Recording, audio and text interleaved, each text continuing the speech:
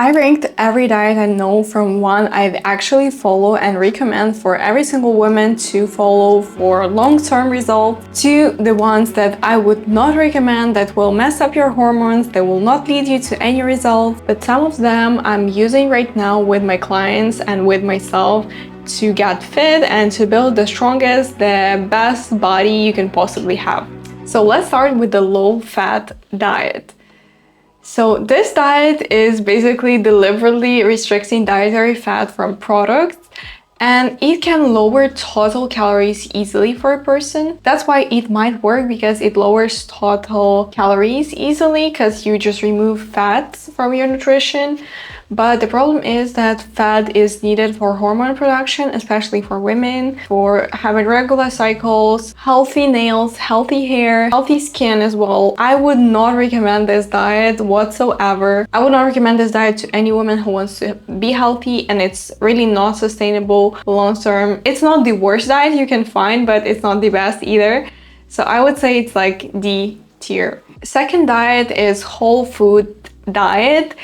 It's pretty good. It's good for hormonal health because you're eating clean, you're choosing clean products, but you emphasize more unprocessed ingredients or foods. So you kind of reduce protein bars, protein shakes, or everything packaged. So why it works? Because you get real food, real nutrients. It supports your energy, hormonal balance, and gives you strength, energy during your workouts. Amazing thing. I tried it myself, but it might be hard to sustain when you're eating out, when you go into the restaurant. Quite hard to sustain long term, therefore I would not recommend it long term. But short term, if you want to clear up your food, balance your hormones, it's amazing. It's not really flexible, therefore I will not put it in the S tier, but I would definitely put it in the A tier. Next one is low carb and keto diet. So this diet exactly, it's very low carbohydrate intake and high fat. Usually keto diets are like that: high protein, high fat, low carb. You will lose water weight fast initially, and it will look like you lost weight in such a short period of time. It can reduce appetite, but the problem is that it's hard to sustain, and it often crashes training energy because you don't have carbohydrates and you don't have fuel to your body. So it's gonna be really difficult to sustain long term. You can lose weight with that, but it's very difficult. Insanely. You will be tired, you will have no energy to work out and do daily activities whatsoever, and not really good for hormonal health and not really flexible. In my opinion, it's not the worst, but you know, it's not the best.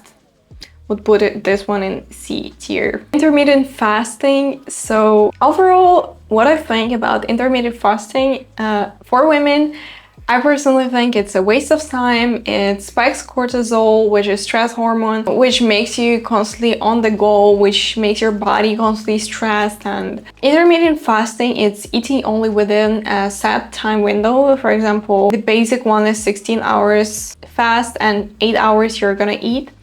So I know so many people drink water during their fast, or like water with lemon. This is one-on-one guide how to develop stomach issues like gastritis, and why it works for some people.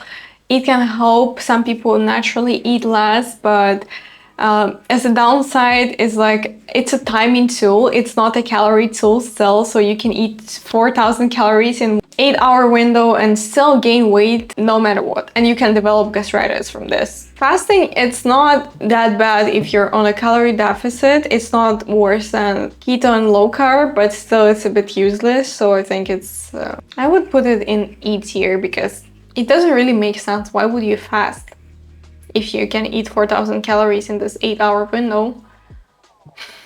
Next one is carnivore, animal products only.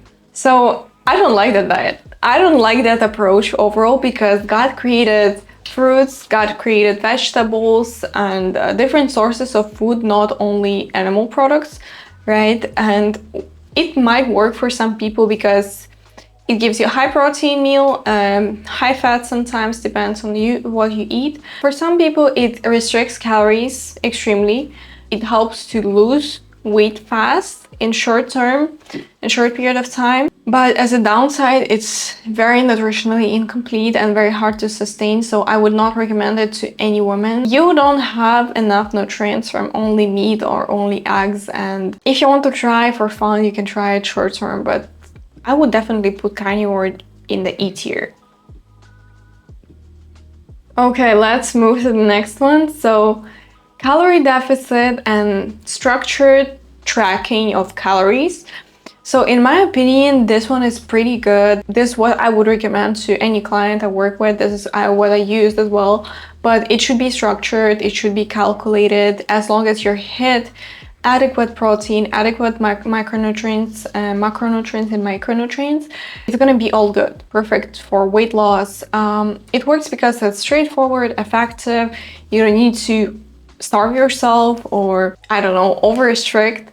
But the downside is that you need basic tracking and consistency in tracking calories and kind of take your time to weight your food. So you need to be careful not to obsess over it too much. I think it's pretty sustainable. It's good for weight loss. It's good for people who are not aware of what they're eating at all. I think it's good for hormonal health as long as it's adequate calorie deficit.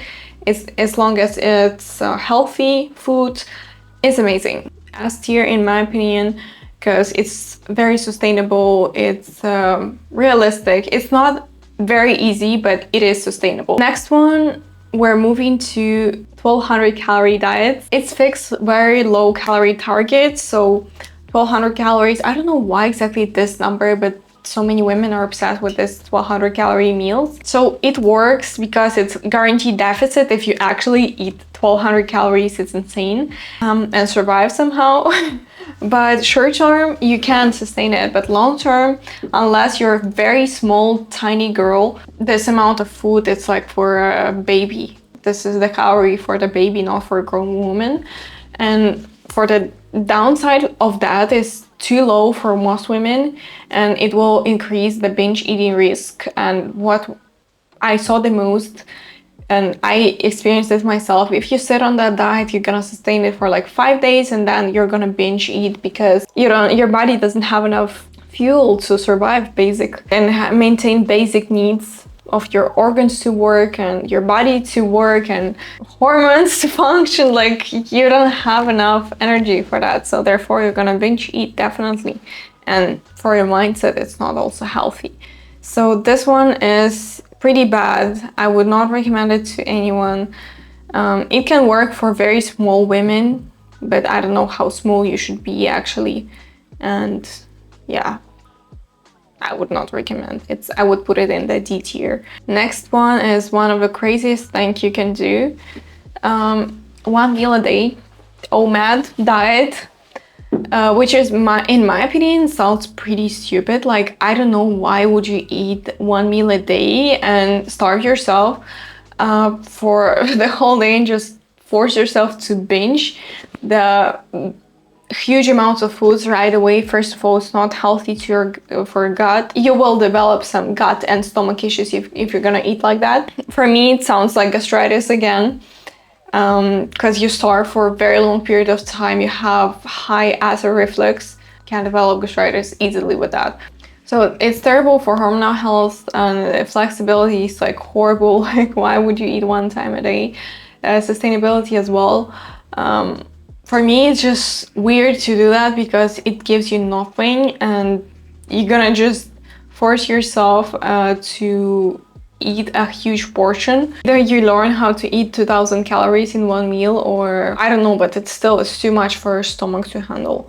So I think it's a very stupid idea. I would put it into the F tier. Next one is flexible and balanced eating. So in my opinion, this one is the most sustainable approach you can ever take on your food, on your nutrition. This is what I use in my daily life, and this is what I recommend my clients to focus on the most and learn how to do that.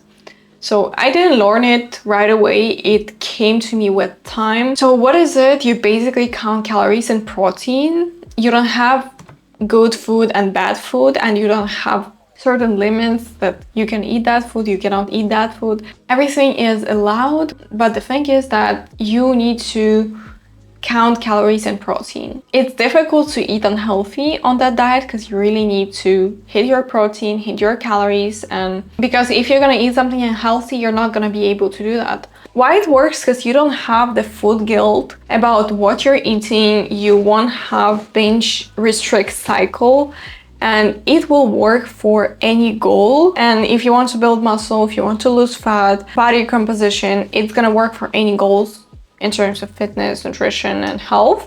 With the downside, I think it requires some tracking as well. It's not gonna feel exciting as a strict plan. You'll be like, oh my god, I'm gonna lose 5 kilograms in 1 week. No, it's gonna come gradually, but it's the healthiest, the most sustainable way you can ever take, and you can sustain it for life. This one, I definitely put in S tier. It's amazing. It's very healthy.